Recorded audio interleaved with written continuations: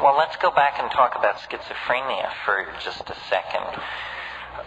The question is, schizophrenia involves basically breaking with ordinary value systems, and how does it relate to the psychedelic state? And people who have schizophrenic relatives in their family tree, how should they relate to the psychedelic experience and so forth? I mean, I'm extrapolating, but that's the basic thing.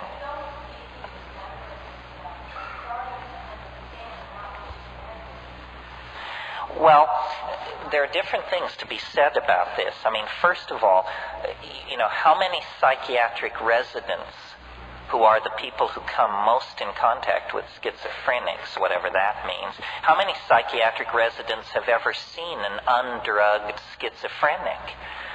Very, very few, because the very first thing that happens is, for the convenience of physicians and the nursing staff, some outlandish drug is brought into the picture, which then deflects this healing process from ever reaching any kind of natural conclusion. Schizophrenia is just a catch-all term for mental forms of mental behavior that we don't understand. In the 19th century, there was a term, melancholia, which we would now call bipolar depression, so forth and so on. But all forms of sadness, unhappiness, maladaptation, so forth and so on, were poured into this label, melancholia. Now, schizophrenia is a similar thing. I can remember an experience I had years ago. I was in the Tolman Library at the University of California, which is the psych library, and I was looking up some drug or something, and I just saw a book, and I pulled it off the shelf, a book about schizophrenia, and it said, the typical schizophrenic lives in a world of twilight imagining, marginal to his society, incapable of holding a regular job. These people live on the fringes, content to drift in their own self-created value system. I said, that's it. That's it. Now I understand. We have no tradition of shamanism. We have no tradition of journeying into these mental worlds. We are terrified of madness. We fear it because the Western mind is a house of cards, and the people who built that house of cards know that, and they are terrified of madness. Tim Leary once said, or I gave him credit for saying, he later told me he never said it, but whoever said it, this was a brilliant statement. Someone once said, LSD is a psychedelic substance which occasionally causes psychotic behavior in people who have not taken it. Right? And I would bet you that more people have exhibited psychotic behavior from not taking LSD, but just thinking about it, than ever exhibited it from taking it. Certainly in my family, I watched my parents both go psychotic from the mere fact that LSD existed. They would never have taken it. There is a great phobia about the mind. The Western mind is very queasy when first principles are questioned. Rarer than corpses in this society are the untreated mad, because we can't come to terms with that. A shaman is someone who swims in the same ocean as a schizophrenic, but the shaman has thousands and thousands of years of sanctioned technique and tradition to draw upon. In a traditional society, if you exhibit quote-unquote schizophrenic tendencies, you are immediately drawn out of the pack and put under the care and tutelage of master shamans. You are told, you are special. Your abilities are very central to the health of our society. You will cure. You will prophesy. You will guide our society in its most fundamental decisions. Contrast this with what a person exhibiting schizophrenic activity in our society is told. They're told, you don't fit in. You are becoming a problem. You don't pull your own weight. You are not of equal worth to the rest of us. You are sick. You have to go to the hospital. You have to be locked up. You are on a par with prisoners and lost dogs in our society. So that treatment of schizophrenia makes it incurable.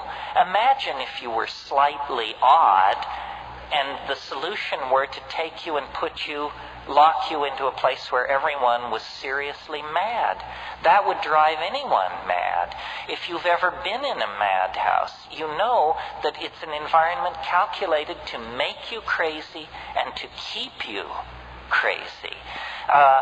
This would never happen in an Aboriginal or traditional society. I wrote a book, this has to be the wrap-up because we're over time, but I wrote a book called The Archaic Revival. I signed it tonight for some of you. The idea there is that we have gone sick by following a path of untrammeled rationalism, male dominance, attention to the visible surface of things, practicality, bottom lineism. We have gone very, very sick. And the body politic, like any body, when it feels itself to be sick, it begins to produce antibodies or strategies for overcoming the condition of dis-ease. And the 20th century is an enormous effort at self-healing. Phenomena as diverse as surrealism, body piercing, psychedelic drug use, sexual permissiveness, jazz, experimental dance, rave culture, tattooing. The list is endless. What do all these things have in common? They represent various styles of rejection of linear values. The society is trying to cure itself by an archaic revival, by a reversion to archaic values.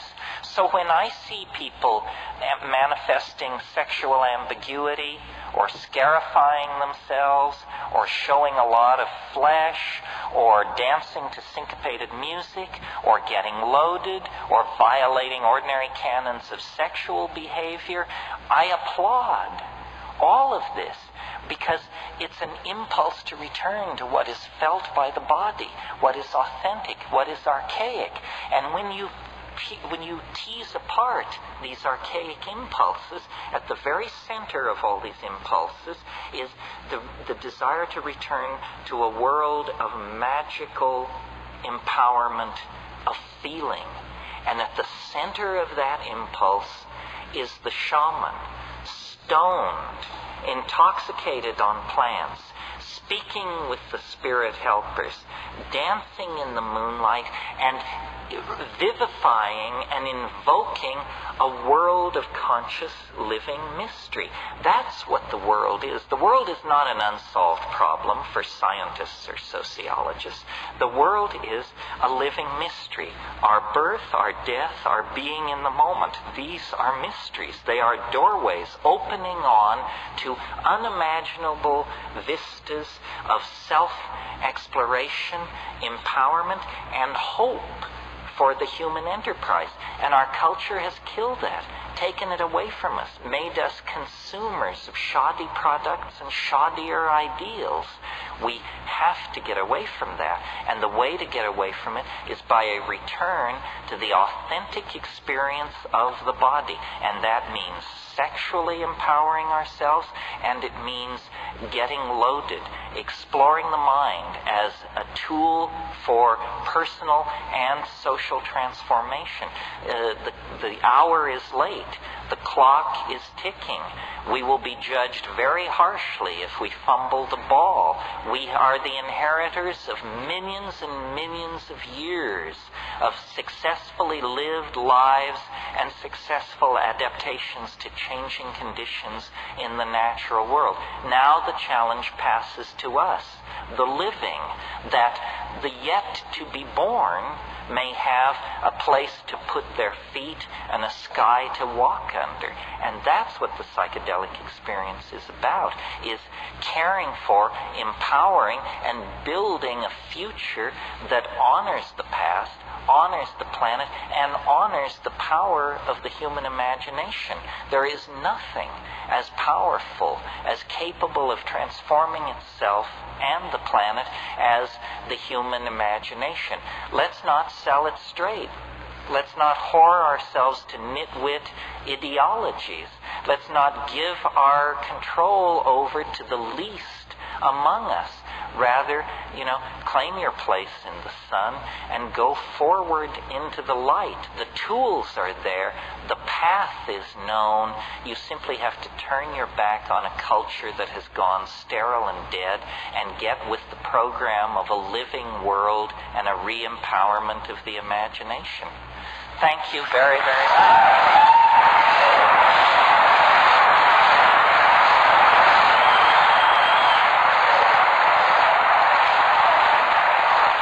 Thank you.